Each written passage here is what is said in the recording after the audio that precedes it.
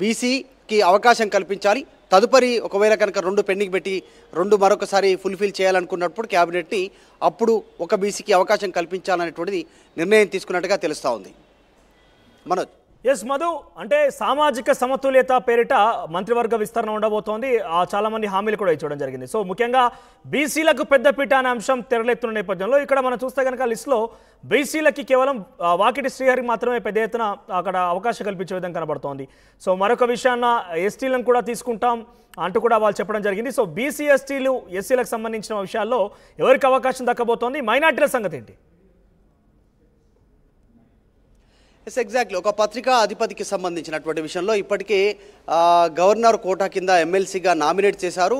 ఎప్పుడైతే నిన్న గవర్నర్ని కలిశారో ముఖ్యమంత్రి రేవంత్ రెడ్డి ఈ అంశం కూడా ప్రస్తావనకు వచ్చింది. పలు బిల్లులతో పాటు క్యాబినెట్కి సంబంధించిన విస్తరణతో పాటు పెండింగ్లో ఉన్నటువంటి 2 గవర్నర్ కోటా కింద ఎమ్మెల్సీ, ఒకటి కోదండరాం, మరొకటి సంబంధించినటువంటి ఆయన పత్రికా సియాసత్ పత్రికా ఎడిటర్కి సంబంధించినటువంటి 2 పేర్లు ప్రస్తావనకు వచ్చాయి. దాన్ని యాక్సెప్ట్ చేయాల్సిందిగా, ఆమోదించాల్సిందిగా కూడా గవర్నర్తో రేవంత్ రెడ్డి ముఖ్యమంత్రి చర్చించారు. సో ఆ అంశం పైన క్లారిటీ వస్తే మాత్రం ఈ ఫస్ట్ జరగబోయేటువంటి ఈ క్యాబినెట్లో ఆయనకు అవకాశం కల్పించడానికి నిర్ణయం తీసుకునే అవకాశం ఉంది. లేస్తే కాస్త పెండింగ్ అయ్యేటువంటి అవకాశం ఉందంటే మాత్రం ఇందాక మాట్లాడినట్టు 2 క్యాబినెట్ బెర్తులను ఖాళీగా ఉంచి వాటిని తదుపరికి సంబంధించినటువంటి గవర్నర్ నిర్ణయం తర్వాత అటు మైనారిటీని మరొక బీసీని క్యాబినెట్లోకి తీసుకోవాలనేటువంటి ఆలోచన ప్రస్తుతం ప్రభుత్వం చేస్తూ ఉంది. హైదరాబాద్ నుంచి 2 క్యాబినెట్ బెర్తులకు అవకాశం కల్పించే పరిస్థితి ఉంది. ఒకటి బీసీ, ఒకటి మైనారిటీ. కాబట్టి అందులో భాగంగానే వీటి పెడతా ఉన్నారు. ఇక బీసీలకు పెద్దపీట వేయాలనేటువంటి డిమాండ్ పెరుగుతూ ఉంది. ఎక్కువ శాతం తెలంగాణలో బీసీలంతా ఈసారి కాంగ్రెస్కు అనుకూలంగా ఓటేసారనేటువంటి చర్చ కాంగ్రెస్ పార్టీలో ఉంది. కాబట్టి ఇప్పటికీ పొన్నం ప్రభాకర్, ఒకటి కొండా సురేఖ మున్నూరు కాపు సామాజిక వర్గం నుంచి ఆమె ఇద్దరు క్యాబినెట్లో ఉన్నారు. సో తదుపరి యాదవ సామాజిక వర్గానికి క్యాబినెట్ ఇచ్చేటువంటి అవకాశం పైన ఏఐసీసీ అధిష్టానం దృష్టి పెట్టినట్టుగా తెలుస్తూ ఉంది. రాహుల్ అఖిలేష్ యాదవ్తో ఒక నేత చెప్పించుకున్నట్టుగా ప్రచారం జరుగుతూ ఉంది. ఇంకా క్లారిటీ రావాలి పూర్తి స్థాయిలో. కానీ ఇటు ఒక మైనారిటీకి, ఒక బీసీకి హైదరాబాద్ నుంచి మక్తల్ నియోజకవర్గం నుంచి గెలిచినటువంటి వాకిటి శ్రీహరికి ముదిరాజ్ కోటాలో ఆయనకు ఒకటి కన్ఫర్మ్ చేయడానికి నిర్ణయం తీసుకున్నట్టుగా తెలుస్తోంది. సో త్వరలోనే క్యాబినెట్ విస్తరణ ఉంటుంది. దీనికి సంబంధించి రేపు రేవంత్ రెడ్డి 3 తారీఖు ఢిల్లీ వెళ్తా ఉన్నారు. ఢిల్లీ వెళ్ళి అదే రోజు సాయంత్రం తిరిగి హైదరాబాద్ చేరుకుంటారు. చేరుకున్న వెంటనే 4వ తారీఖు రోజు ఉదయం పూట ఆయన క్యాబినెట్ విస్తరణకు సమయం చూసుకున్నట్టుగా తెలుస్తూ ఉంది. 5వ తారీఖు రోజు ఆషాఢం ప్రారంభం కాకముందే ఆషాఢం లోపలనే దీనికి సంబంధించినటువంటి క్యాబినెట్ విస్తరణకి ఏర్పాట్లు పూర్తి చేసుకున్నట్టుగా అయితే ప్రస్తుతం దీనికి సంబంధించినటువంటి వార్తలు చక్కర్లు కొడతా ఉన్నాయి. సెక్రటరియట్ వేదికకు కూడా చాలామంది ఆశావాహులు క్యాబినెట్ బెర్త్ ఆశిస్తున్నప్పటికీ ఈసారి ఆచితూచి నిర్ణయం తీసుకోవాలనేటువంటిది కాంగ్రెస్ పార్టీ నేతలు భావిస్తున్నట్టుగా తెలుస్తా ఉంది. రైట్, ప్రభుత్వంలో ఉన్నటువంటి మంత్రి పదవులు అటు ఉంచితే కనుక పార్టీ పగ్గాలు కూడా, ఎందుకంటే స్థానిక సంస్థల ఎన్నికల్లో రానున్న రోజుల్లో పార్టీని కొంత పటిష్టం చేయాల్సిన అవసరం కూడా ఉంది. ఎందుకంటే ఈరోజు అధికారంలో ఉన్నారు కాబట్టి. సో పిసిసి అధ్యక్షుడి విషయంలో ఎటువంటి ఉత్కంఠ కొనసాగుతుంది? మదియాజ్కి మహేష్ కుమార్ ఇద్దరు కూడా పోటీ పడుతున్నారు. కానీ మదియాజ్కి గతంలో ఎంపీగా పనిచేశారు. రాహుల్ గాంధీ గత సన్నిహితుడిగా కూడా పేరున్న విషయంలో సో ప్రస్తుతం అప్డేట్స్ ఏంటి, ఏ రకంగా ఉన్నాయి? రేవంత్ రెడ్డి ప్రస్తుతానికైతే మహేష్ కుమార్ గౌడ్ పేరు ప్రపోజ్ చేస్తున్నట్టు తెలుస్తోంది. సో ఏదేమైనా కూడా పిసిసి అధ్యక్షుడి పదవి కూడా చాలా కీలకమని చెప్పాలి కాంగ్రెస్ పార్టీ విషయంలో. సో ఎవరికి దక్కే అవకాశం కనబడుతుంది, వాటి గురించి చర్చ ఏంటి? రేపు ఢిల్లీ వెళ్ళిన తర్వాత ఏఐసీసీ నేతలతో మాట్లాడేటువంటి అవకాశం ఉంది ముఖ్యమంత్రి. ఇప్పటికే కొద్దిమంది మంత్రులు ఢిల్లీలో ఉన్నారు. ఉత్తమ్ కుమార్ రెడ్డి ఢిల్లీలోనే ఆయన మకాం వేశారు. ఈరోజు సాయంత్రానికి బట్టి విక్రమార్క ఢిల్లీ చేరుకుంటారు. రేపు ఉదయం రేవంత్ రెడ్డి ఢిల్లీ చేరుకునేటువంటి దానికి ఏర్పాట్లు జరిగిపోయాయి దీనికి సంబంధించి. ఎందుకంటే ఈరోజు సాయంత్రం వరకు కొంచెం బిజీ షెడ్యూల్లో రేవంత్ రెడ్డి ఉన్నారు. రేపు ఉదయాన్నే ప్రత్యేక విమానంలో ఢిల్లీ చేరుకుంటారు. ఈరోజు సాయంత్రం మాత్రం డిప్యూటీ చేరుకుంటున్నారు. కాబట్టి ఏఐసీసీ నేతలతో చర్చలు ఉంటాయి రేపు ఉదయం నుంచి మధ్యాహ్నం వరకు. సో దాని తర్వాత పిసిసి చీఫ్ ప్రకటన ఉంటుంది అనేటువంటిది తెలుస్తూ ఉంది.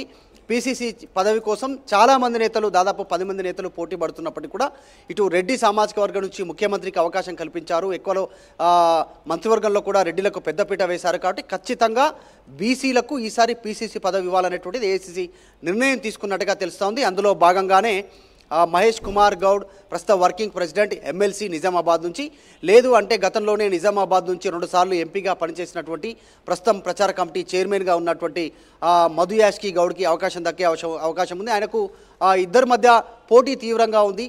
మహేష్ కుమార్ గౌడ్కి బాహాటంగానే రేవంత్ రెడ్డి మద్దతు తెలిపారు. ఆయన పేరునే ప్రతిపాదించి ఏఐసీసీ నేతలకు తెలియజేసినట్టుగా తెలుస్తూ ఉంది. మొత్తం ఇప్పటికే 8 మంది పేర్లతో కూడినటువంటి క్యాబినెట్ లిస్ట్ ఇచ్చారు. ఇటు పీసీసీకి సంబంధించి ఎవరైతే బాగుంటుంది, పార్టీ ఇటు ప్రభుత్వం సమన్వయం చేసుకుంటూ ముందుకు వెళ్ళాలంటే సంక్షేమ పథకాలను అమలు చేయాలి. పార్టీ మరోసారి వచ్చేటువంటి ఎన్నికల వరకు ఇంకా మరింత బలోపేతం కావాలి అనుకుంటే ఎలా ఉండాలనేటువంటి దిశగా రేవంత్ రెడ్డి సూచన మేరకు ఆయన పేరిచ్చారు. మహేష్ కుమార్ గౌడ్కి ఆయన మద్దతు తెలుపుతున్నట్టుగా, బాహటంగానే మద్దతు తెలుపుతున్నట్టుగా తెలుస్తూ ఉంది. ఇటు మధు యాష్కి గౌడ్ కూడా తీవ్రంగా ప్రయత్నం చేస్తూ ఉన్నారు. సోనియాను కలిశారు, మల్లికార్జున ఖర్గేని కలిశారు, కేసీ వేణుగోపాల్ని కలిశారు, సోనియాను కూడా కలిశారు, రాహుల్ని కలిశారు. ఆయన ఒక క్లారిటీగా ఉన్నారు. నాకే వస్తుంది, గతంలో రాహుల్తో ఉన్నటువంటి సాన్నిహిత్యం కావచ్చు, తెలంగాణ ఉద్యమంలో పనిచేసినటువంటి విధానం కావచ్చు, నాకు వస్తుందనేటువంటి ఒక అభిప్రాయంతో ఆయన ఉన్నారు. ఇటు మహేష్ కుమార్ గౌడ్ కూడా అంతే ఒక కాన్ఫిడెన్స్తో ఉన్నటువంటి సిచ్యువేషన్ ఉంది. చూడాలి పీసీసీ ఎవరికి వస్తుంది అనేటువంటిది.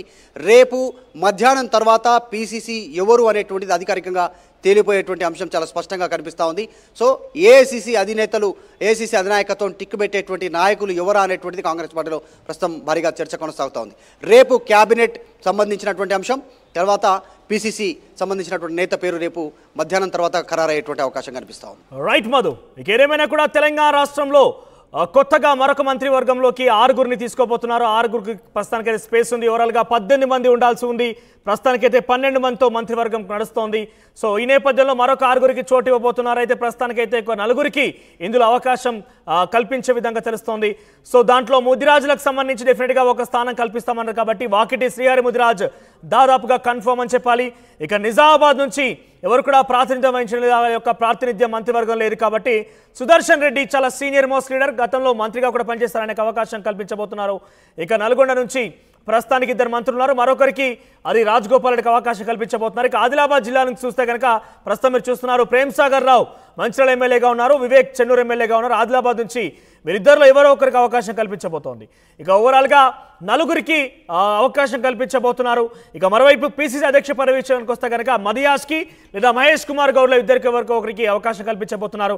అయితే రేపు ఢిల్లీ వెళ్ళబోతున్నారు ముఖ్యమంత్రి రేవంత్ రెడ్డి. రేపు వెళ్ళిన తర్వాత ఆయన రేపు సాయంత్రానికల్లా ఒక కొలికి వచ్చే అవకాశం కనబడుతోంది. తిరిగి ఎల్లుండి కల్లా పూర్తిస్థాయి ప్రకటన వెలువడబోతోంది. తిరిగి 5వ తేదీన మంత్రివర్గం యొక్క ప్రమాణ స్వీకారం కూడా పూర్తయ్యేలోగా, అంటే ఆషాఢం అంటే కొంత జాతక రీత్యాలు లేదా తదితర అంశాలు మనం చూసినా కూడా కొంత ఆషాఢంలో పనులు మొదలు పెట్టొద్దు, లేదంటే వాటిని ఏం చేయొద్దు అనే ఒక కొంత లిమిటేషన్ కూడా ఉంటుంది. కొంత ఆచారాలు పద్ధతులు పాటించే వారికి ఒక అనువైనటువంటి సమయం కూడా కాదు. ఈ నేపథ్యంలోనే ఆషాఢం కంటే ముందే అంటే 5వ తేదీనే ప్రమాణ స్వీకారం పూర్తయ్యేలాగా కాంగ్రెస్ పార్టీ ప్రభుత్వం ప్రణాళికాబద్ధంగా ముందుకెళ్తుంది. చూద్దాం మరి ఎవరెవరు